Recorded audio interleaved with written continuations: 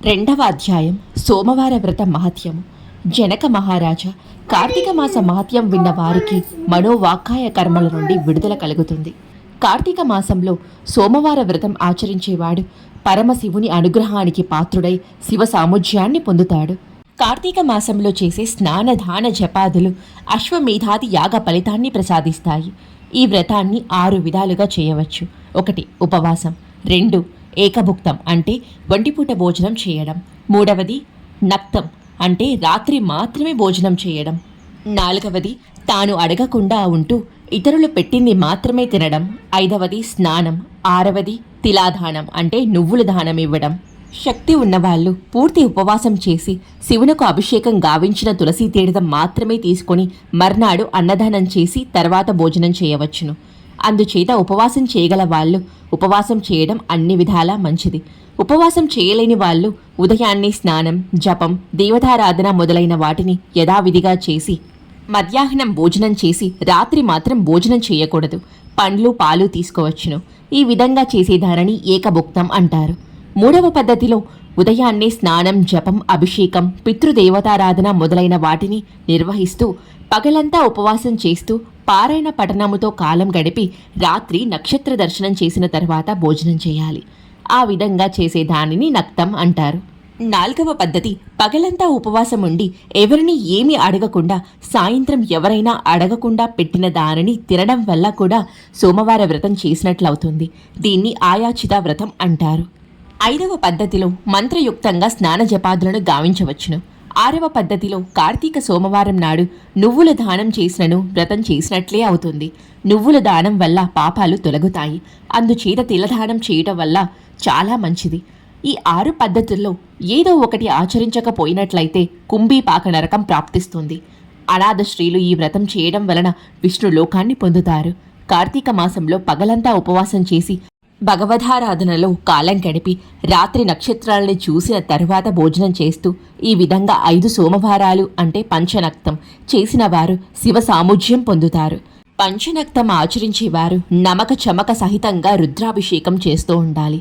ఈ సందర్భంలో ఒక కథ చెబుతాను, విను. దీన్ని వింటే సకల కలుషాలు కరిగిపోతాయి. పూర్వం కాశీరాజ్యంలో ఒక పురోహితుడు ఉండేవాడు. అతనికి నిష్ఠర అనే పేరు గల ఒక కూతురు ఉంది. ఆమె మంచి సౌందర్యవంతురాలు. సౌందర్యానికి తగిన విధంగా సద్గుణాలు లేవు. సిగ్గు, భయం విడిచిపెట్టింది. కులధర్మాన్ని కాతరా చెయ్యలేదు. గయ్యాలిగా తయారయ్యింది. తల్లిదండ్రులకు తలవంపులు తెచ్చిపెట్టినది. ఆమె తల్లిదండ్రులు నయానా భయాన మంచి మార్గంలోనికి తీసుకుని రావాలని ఎంతో ప్రయత్నించారు. తదుకు సహించలేక ఇంటి నుండి వెడలిగొట్టారు. యవ్వన మదంతో కన్ను మిన్ను కానకుండా సంచరిస్తూ చివరకు సౌరాష్ట్ర దేశం చేరుకుంది. సౌరాష్ట్ర దేశంలో వేదాంగాలు చదువుకొని నియమనిష్టలతో మంచి సద్గుణాలతోనూ విరాజిల్లుతూ మిత్రశర్మ అనే పండితుడున్నాడు. అతని మనసు వెన్న వంటిది. దురదృష్టవశాత్తు అతడు నిష్ఠలను చూడడం తటస్థించినది. ఆమె అందచందాలకు, హోయలకు ఆశ్చర్యపోయాడు. ఆమె గుణగణాలు గమనించకుండా మనసిచ్చి పెండ్లి చేసుకున్నాడు. పరిణయం 10 పదుల పంట అనే నానుడి కూడా అతనికి స్ఫూరించలేదు. కొంతకాలం వాళ్ళిద్దరు కులాసాగా కాలం గడిపారు. భర్త మంచితనాన్ని, దయార్థ హృదయాన్ని నిష్ఠుర గమనించలేకపోయింది. పుట్టుకతో వచ్చిన బుద్ధి పుడకలతో కానీ పోదంటారు. తన వ్యభిచార బుద్ధిని విడిచిపెట్టలేకపోయింది.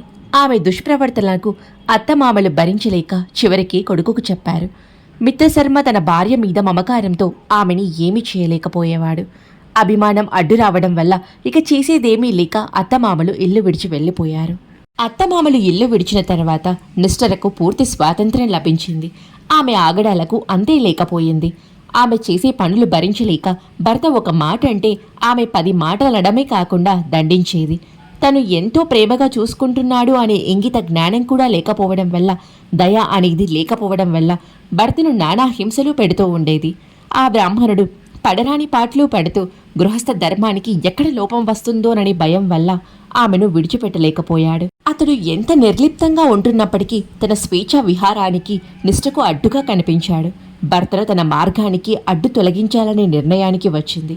ఒకనాడు మిత్రశర్మ నిద్రపోతుండగా ఒక పెద్ద బండ తెచ్చి వాని తల పగలకొట్టి శవాన్ని నూతిలో పారవేసి ఏమీ ఎరుగనట్లు నిశ్చితంగా విటులతో ఆటపాటలతో కాలం గడుపుతోంది. వ్యభిచారాన్ని వృత్తిగా పెట్టుకున్న నిష్ఠర తన అండదండల కోసం కొంతమంది కులస్త్రీలను కూడా మనస్సులు మార్చి మలినం చేసి తన మార్గానికి తెచ్చుకుంది. ఆమెలో సదాచారం ఎంత వెతికినా కనిపించదు. ఇతరులను నిందించడం ఉగ్గుపాలతో వచ్చిన విద్య అయ్యింది. కళలో కూడా భగవంతుని తలచడం కానీ గుడికి పోవటం కానీ చేయలేదు. భూతదయ పశ్చాత్తాపము ఆమెలో కనిపించవు. పండితులని విద్యావేత్తలని వెక్కిరిస్తూ ఉండేది. కొంతకాలానికి ఆమెలో యవ్వనము పోయి ముసలితనం ప్రవేశించింది. అనారోగ్యానికి గురయింది. విటిల రాకపోకలు తరిగిపోయాయి. అందం అడుగంటిపోయింది. ఆర్థిక సమస్యలు అందలమెక్కాయి. కష్టాలనే కారడివిలో కాలు పెట్టింది. ఆమెను చూసి చీదరించుకున్న వాళ్లే కాని జాలి పడేవారెవరు? తినడానికి తిండి లేక, ఉండడానికి ఇల్లు లేక, తిరిగే శక్తి లేక చేసిన పాపాల ఫలితాన్ని అనుభవిస్తూ దిక్కులేని చావుకు గురయ్యింది. ఆమె శవానికి అంత్యక్రియలు చేసేవారు కూడా కనిపించలేదు.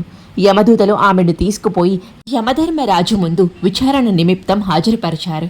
చిత్రగుప్తుల వారు ఆమె చరిత్ర అంతా విన్నవించారు. ఆమె జీవితంలో ఒక్క మంచి పని కూడా చేసి ఎరుగదు. యమధర్మరాజు ఆమె పాప కర్మలకు తగిన విధంగా దండన విధించారు. యముని ఆజ్ఞానుసారము యమభటులు ఆమెను ఎర్రగా కాలిన ముళ్ళు ఉక్కు స్తంభాన్ని కౌగిలించుకునేటట్లు చేశారు. క్షణికమైన సుఖం కొరకు వ్యభిచారం చేస్తే యమలోకంలో అనుభవించాల్సిన శిక్ష ఏమిటో అప్పటికి ఆమెకు అర్థం కాలేదు. బాధ భరించలేకపోయింది. ఆమె భర్తను తల పగలకొట్టి చంపినందుకు శిక్షగా యమదూతలు ఆమె తల పగిలేటట్లుగా మోదారు. సలసలా కాచిన రక్తాన్ని దాని నోట పోసి తాగించారు. నాలుక ముక్కలు ముక్కలుగా చేశారు. సలసలా కాగుతున్న సీసాన్ని ఆమె చెవులలో పోశారు. ఈ విధంగా అనేక బాధలు అనుభవించిన తరువాత కుంభీని పాకం అనే నరకంలో తలక్రిందులుగా పడవేశారు. ఆ నరకాన్ని అనుభవించిన తరువాత భూమి మీద 15 మార్లు కుక్కగా జన్మించింది. 15వ జన్మలో ఒక కార్తీక సోమవారం రోజున ఎంత తిరిగినా ఆహారం దొరకలేదు. ఆ దినం కార్తీక సోమవారం అగుట వలన ఒక బ్రాహ్మణుడు పగలంతా ఉపవసించి రుద్రాభిషేకం కావించిన పురాణ పఠనలతో ప్రొద్దు గడిపి నక్షత్ర దర్శనం చేసుకున్న తర్వాత బల్యన్నం బయట వేసి కాళ్ళు కడుగుకొని లోనికి వెళ్ళాడు. ఆకలితో నకనకలాడుతూ ఉన్న ఆ కుక్క బల్యన్నం చూడగానే దాని మీద కురికి తినడం ప్రారంభించింది. ఆ బల్యన్నం తింటూ ఉండగానే దానికి పూర్వజన్మ గుర్తుకు వచ్చింది. దానితో ఆ కుక్క బ్రాహ్మణుని, ఓ మహానుభావ, నన్ను కాపాడు అని పిలిచింది. బ్రాహ్మణుడు వెలుపలకు వచ్చి కుక్క పిలుపు గ్రహించి నీవెవరవు అని అడిగారు. అప్పుడు కుక్క తన కథంతా చెప్పి, ఓ మహాత్మా, నీవు ఇచ్చిన బలి భోజనం వలన నాకు పూర్వజన్మ శృతి కలిగింది. విషయమంతా గ్రహించి, ఓ శుచి, ఈరోజు కార్తీక సోమవారం కదా, నీవు పగలెల్లా ఆహారం దొరకక ఉపవాసం చేసి నక్షత్ర దర్శనాంతరం నక్త భోజనం చేశావు. దాని ఫలితంగా నీకు పూర్వజన్మ శృతి కలిగింది. నిప్పు తెలిసి ముట్టినా తెలియక ముట్టినా కాలే విధంగానే నీకు నక్త భోజనం మహిమ తెలియకపోయినను దానిని ఆచరించిన ఫలితం దక్కింది అన్నాడు. అది విని కుక్క దీనత్వంతో తనను కాపాడమని మొరపెట్టింది. దయార్థహృదుడైన ఆ విప్రుడు తాను సంపాదించుకున్న ఒక కార్తీక సోమవారం నాటి ఫలితాన్ని ఆ కుక్కకు దారపోశాడు. దానితో ఆమె పాపాలు పటాపంచలవ్వడం వలన కుక్క రూపం వదిలిపెట్టి దీదీప్యమానమైన శరీరాన్ని పొంది దివ్య వస్త్రాభరణాలతో కూడిన శ్రీరూపం పొందింది. తన మిత్రుడితో కూడి కైలాసం చేరుకున్నది. అందువల్ల కార్తీక సోమవారం నాడు ఉపవాసం చేసి నక్తాది వ్రతాలు చేసిన వారు అన్ని పాపాల నుండి విముక్తి పొంది శివ సాముధ్యం పొందుతారు. కాబట్టి ఈ కార్తీక సోమవార వ్రతం చేసి మేలు పొందు అని వశిష్ఠుల వారు జనక మహారాజునకు చెప్పారు.